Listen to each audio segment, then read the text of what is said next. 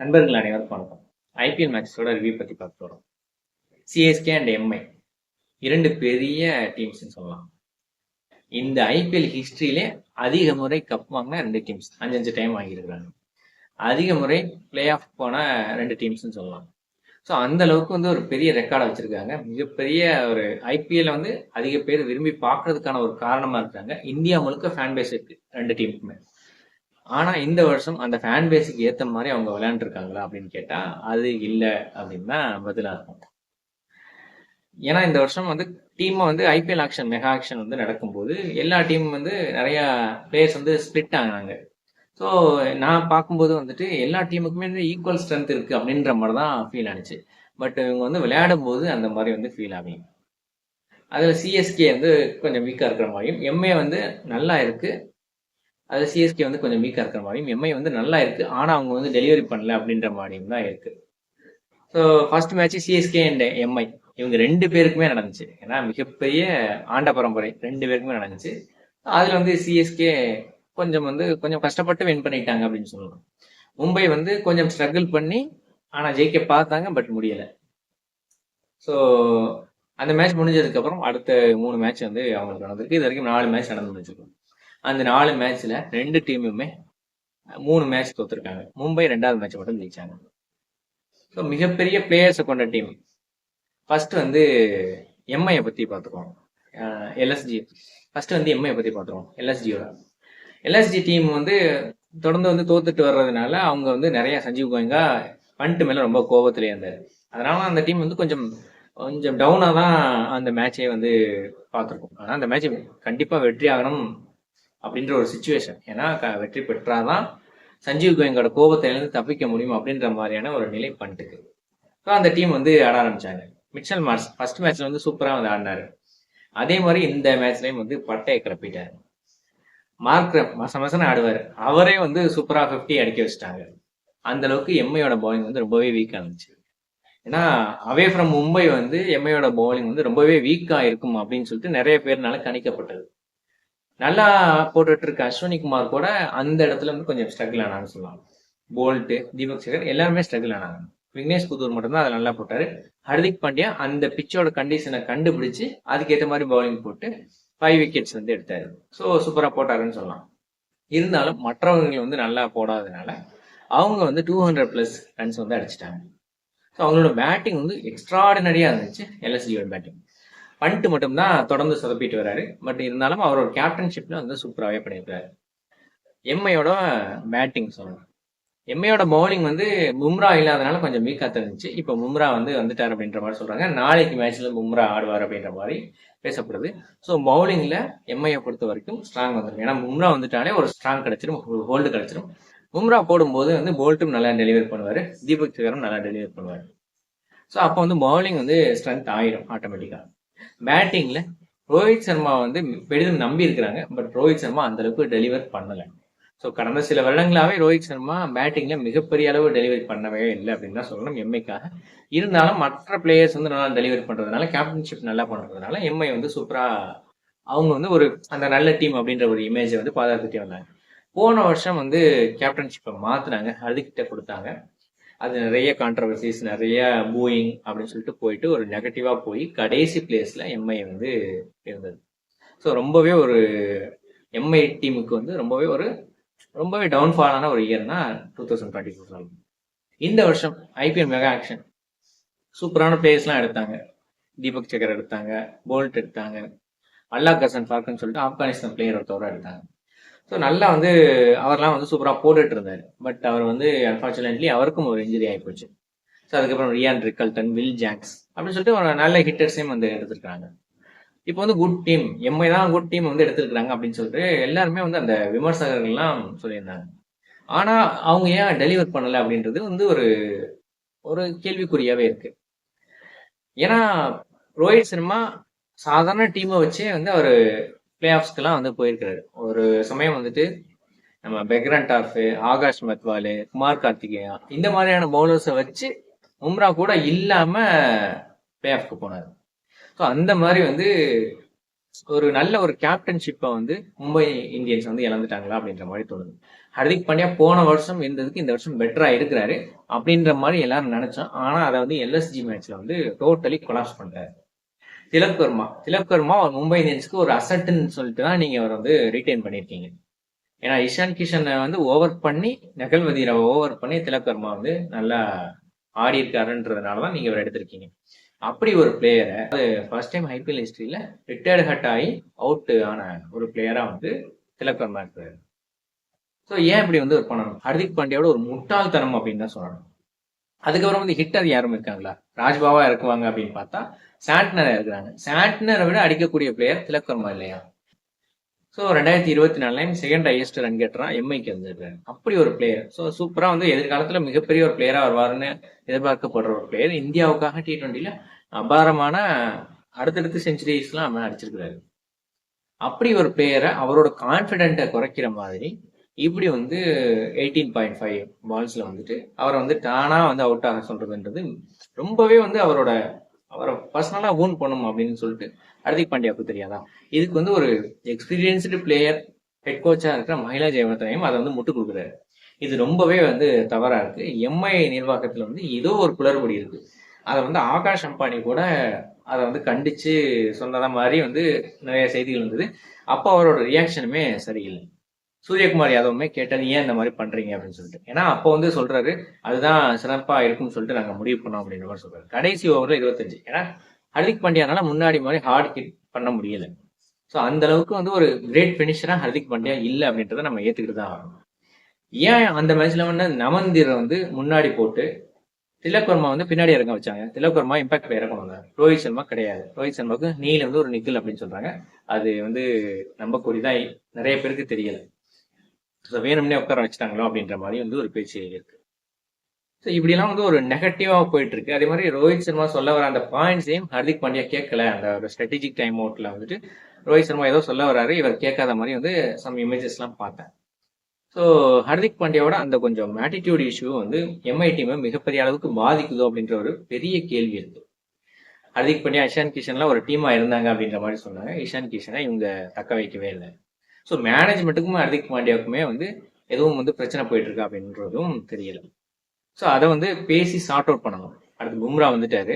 பும்ராவுமே போன தடவை வந்து ஹர்திக் பாண்டியாவை கேப்டன் போட்டதில் வந்து நிறைய பேருக்கு விருப்பம் இல்லை. அதை வந்து இருந்தாலும் வந்து கொஞ்சம் ஷார்ட் அவுட் பண்ணி கொண்டு வந்தீங்க. அதை ஷார்ட் அவுட் பண்ணி கொண்டு வந்தீங்க. இந்த வருஷம் கொஞ்சம் நல்லா இருக்கு அப்படின்ற மாதிரி தோணுச்சு.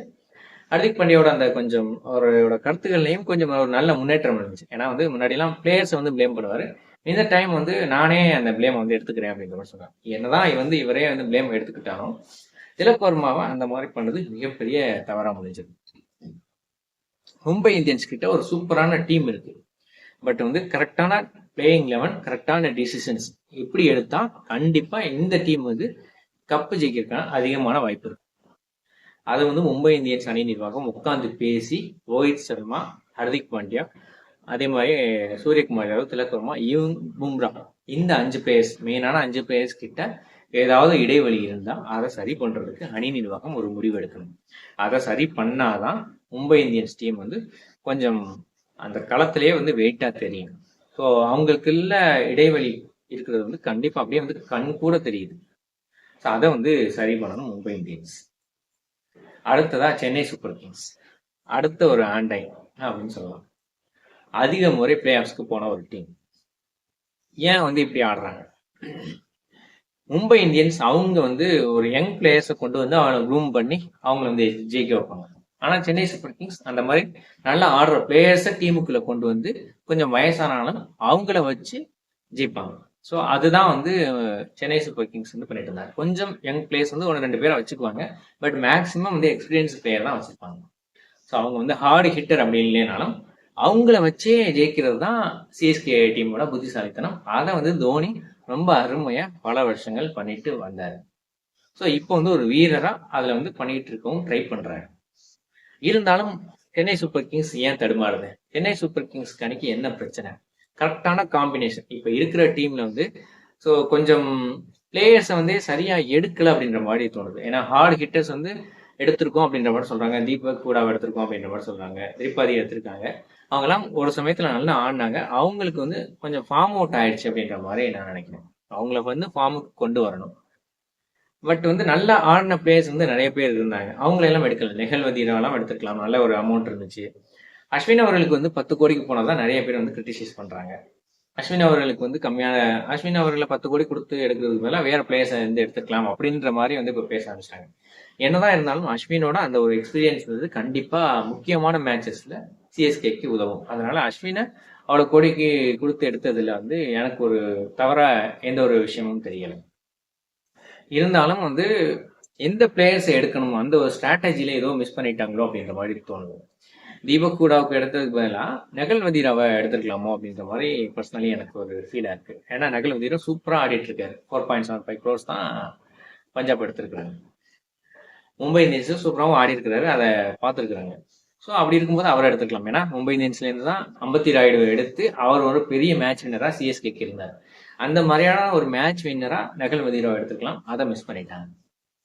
ஸோ இந்த இருக்கிற டீம்ஸ்ல வந்து மிடில் ஆர்டர் ரொம்பவே கொலாப்சிங்கா இருக்கு. ஸோ ஓப்பனிங்ல வந்து ருத்ராஜ் அண்ட் கான்வே இவங்க தான் இருந்தாங்க. அந்த ஒரு காம்பினேஷன் கொண்டு வாங்கன்னு எல்லாரும் சொல்றாங்க. அந்த காம்பினேஷன் அவங்க கொண்டு வரல. முதல்ல திரிபாதி அண்டு ரச்சின் ரவீந்திரா இறக்கி பார்த்தாங்க. இப்போ Rachin Ravindra and Devon Conway இவங்க 2 பேரும் இறக்கி பார்க்குறாங்க. ஸோ 2 பேருமே வந்து ஒர்க் அவுட் ஆகல. ஸோ ருத்ராஜும் வந்து சேசிங்ல ப்ரெஷரான கேம்ஸ்ல 180+ இந்த மாதிரியான கேம்ஸ்லாம் வந்துட்டு அவர் பெரிய அளவுக்கு அடிக்கிறதுல அது ஸ்டாட்ஸ்லேயே தெரியுது. ஸோ ஆறுச்சாமி அப்படின்னு சொல்லிட்டு மிகப்பெரிய அளவு எதிர்பார்க்கப்பட்ட சிவம் துபேயும் வந்து கடந்த ஒரு 10 இன்னிங்ஸாவே மிகப்பெரிய அளவு ஒரு தாக்கத்தை ஏற்படுத்த சிஎஸ்கே அணிக்காங்க. அதே மாதிரி ரவீந்திர ஜடேஜாவும் அந்த 2023 ஃபைனல் மேட்சோட சரி, அதுக்கப்புறம் அவரும் வந்து ஒரு பெரிய தாக்கத்தை ஏற்படுத்தல. பெரிய ஹார்ட் ஹிட் பண்ணி மிகப்பெரிய அளவுக்கு ஒரு தாக்கத்தை இல்லாமல் அவரும் ஏற்படுத்தல. தோனி வந்து கடைசியில வந்து 2 6 அடிக்கிறது அப்படின்ற மாதிரியே வந்து முடிச்சிடுறாரு. அப்ப யார் தான் டீம் வந்து நிலைநிறுத்துறது? ஏதாவது சம் மேட்சஸ்ல வந்து ருத்ராஜ் வந்து அடிக்கிறாரு. அது போக சில மேட்சஸ்ல அப்படியே வந்து சிவம் துபே இந்த மாதிரி சின்ன சின்ன பிளேயர்ஸ் வந்துட்டு அப்படியே கொஞ்சம் அடிக்கிற கொஞ்சம் ரன்ஸ்னால வந்து ஏதோ தப்பிச்சு போயிட்டு இருக்கு சிஎஸ்கே அப்படின்னு சொல்லணும். இந்த வருஷம் ஏன் மாட்டிருச்சு அப்படின்னா, இந்த வருஷம் எல்லா டீமுக்கும் நல்ல நல்ல பிளேயர்ஸ் வந்து அப்படியே ஸ்பிளிட் ஆயிட்டாங்க. அதனால மற்ற டீம்ஸ்லாம் வந்து வெயிட் ஆயிட்டாங்க. சிஎஸ்கே வந்து கொஞ்சம் கம்மி ஆயிடுச்சு அப்படின்ற மாதிரி நான் நினைக்கிறேன். அது மிடில் ஆர்டர் ரொம்பவே வீக்கா இருக்கு. அவங்களோட கான்பிடன்ஸே குறைஞ்சிருச்சு அப்படின்ற மாதிரி தெரியுது. ஏன்னா அவங்க வந்து வரும்போதே 180+ வந்து கடந்த 4-5 வருஷங்களா அவங்க வந்து சேஸ் பண்ணல அப்படின்ற மாதிரி இருக்கும்போது அவங்க 180 அடிச்சிட்டாலே இவங்க கொஞ்சம் மென்டலி டவுன் ஆயிடுறாங்களோ அப்படின்ற மாதிரி தோணுது. ஏன்னா கடைசியா வந்து 2018 தான் வந்து 180+ வந்து சேஸ் பண்ணி ஃபைனல்ல வின் பண்ணியிருக்காங்க சேன் வாட்சன் இருக்கும்போது. ஓப்பனிங் பேர்ஸ் வந்து இது வரைக்கும் நல்லா இருந்திருக்கு அவங்க ஜெயிச்ச மூலம். ஓப்பனிங் பேர் வந்து சூப்பரா ஆடுனா நல்லா இருக்கும். அதுக்கு வந்து டெவான் கான்வே அண்டு ருத்ராஜ் இவங்க வந்து இறங்கியாகும். அடுத்து பவுலிங்ல வந்துட்டு நூர் அகமது சூப்பரா எக்ஸ்ட்ராடினரியா போட்டுட்டு இருக்காரு. அவரை தவிர்த்து வந்து பதிரனா சூப்பரா போடுறாரு. இருந்தாலும் வந்து அவங்களுக்கு ஈக்குவலா வந்து மற்றவங்களும் போட்டாதான் நல்லா இருக்கும். Jamie Overton. ஸோ ஓவர்டன் வந்து ஒரு நல்ல ஒரு பிளேயர் தான். அவரை ஏன் எடுக்காம டெவன் கான்வே வந்து எடுத்தாங்க அப்படின்றது தெரியல. ஓவர்டனை கூட வந்து அவர் ஒரு ஹிட்டரா வந்து அவங்க யூஸ் பண்ணிக்கலாம். ஸோ இல்லைன்னா வந்து ரச்சின் ரவீந்திராவை வச்சுட்டு Devon Conway and Ruturaj open பண்ணிட்டு ஓவர்டனை வந்து ஃபினிஷர் ரோலில் வந்துட்டு யூஸ் பண்ணிக்கலாம். இந்த மாதிரி ஸ்ட்ராட்டஜிக்கெலாம் மூவ் பண்ணணும். ஸோ வந்து வேனிஷ் பேடி அப்படின்னு சொல்லிட்டு ஒரு கீப்பர் இருக்காரு. தோனினால வந்து கீப்பர் பண்றது சூப்பரா, அதுல வந்து எந்த ஒரு பிரச்சனையும் இல்லை. பட் வந்து பேட்டிங்ல வந்து அவர் அந்த அளவுக்கு ஒரு ஸ்டெபிலிட்டியை காட்டலை அப்படின்ற போது வேனிஷ் பேடியை ஒரு சில மேட்சஸ் வந்து யூஸ் பண்ணலாம்.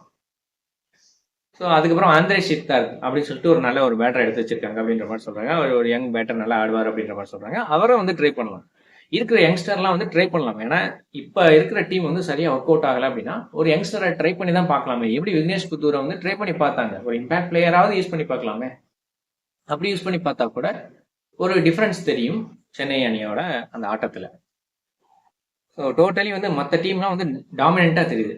குறிப்பா வந்து டெல்லி கேபிட்டல்ஸ் சொல்லணும். டெல்லி கேபிட்டல்ஸ் ரொம்பவே வந்து ஒரு ஸ்ட்ராங்கான அணியா இருக்கு. ஏன் அந்த அணி ரொம்பவே ஸ்ட்ராங்கா இருக்கு அப்படின்னா அந்த அணியில இளமை பிளஸ் அனுபவம் ரெண்டும் கலந்த வீரர்கள் அதிகமா இருக்காங்க. டாப் ஆர்டர்ல ஜேக் ஃப்ரேசரை தவிர அபிஷேக் பட்டேல் சூப்பரா ஆடுறாரு, ராகுல் இருக்காரு, டூப்ளசிஸ் இருக்காரு, அப்புறம் ஸ்டெப்ஸ் இருக்கிறாரு, அக்ஷர் பட்டேல் இருக்கிறாரு. இவங்க எல்லாருமே வந்து பொறுமையாம ஆடக்கூடியவங்க, அதே மாதிரி ஹார்ட் ஹிட் அடிக்கக்கூடியவங்க. அப்புறம் யங் ஹிட்டர்ஸா வந்துட்டு அஷ்டோ சர்மா இருக்கிறாரு. விப்ராஜ் நிகம் இருக்கிறாரு. ஸோ இந்த மாதிரி வந்து சூப்பரான பேட்டிங் லைனப் இருக்கு. பவுலிங்ல மிட்சல் ஸ்டார்க் இருக்கிறாரு, விப்ராஜ் நிகம் இருக்கிறாரு, குல்தீப் யாதவ் இருக்கிறாரு. ஸோ இந்த மாதிரி பவுலிங்லேயும் வந்து ஒரு செம்ம அணி வந்து Delhi Capitals. So batting, fielding, bowling எல்லாத்துலேயுமே வந்து ஒரு பர்ஃபெக்டான அணியாக இருக்கிறாங்க டெல்லி கேபிட்டல்ஸ். அந்த ஒரு அனுபவம் வாய்ந்த வீரர்கள் தான் டெல்லி கேபிட்டல்ஸ் அணியோட மிகப்பெரிய சொத்தா இருக்கு. அவங்க கண்டிப்பா இந்த தடம் வந்து பிளே ஆஃப் வர்றதுக்கான அதிகமான வாய்ப்பு இருக்கு. ஸோ இந்த மாதிரி வந்து யங் பிளஸ் ஓல்டு இது எல்லாத்தையும் சேர்த்து ஒரு நல்ல ஒரு டீமை உருவாக்கினா சிஎஸ்கே வந்து கண்டிப்பா பிளே ஆஃப்க்கு வர்றதுக்கான வாய்ப்பு இன்னமும் இருக்கு. ஸோ இது வந்து சிஎஸ்கே வந்து யங் பிளேயர்ஸை கொண்டு வரணும், எம்ஐ வந்து கரெக்டான டீம் லெவனை கொண்டு வரணும். இது ரெண்டு தான் இவங்க ரெண்டு பேரும் வின் பண்றதுக்கான ஒரு நம்மளோட ஒரு சஜஷனா இருக்கும். ஸோ என்னோட இந்த வீடியோ பிடிச்சிருந்துச்சுன்னா இதை வந்து லைக் பண்ணுங்க, வந்து எல்லாருக்கும் ஷேர் பண்ணுங்க, கிளிக் சேனலுக்கு சப்ஸ்கிரைப் பண்ணுங்க. நன்றி, வணக்கம்.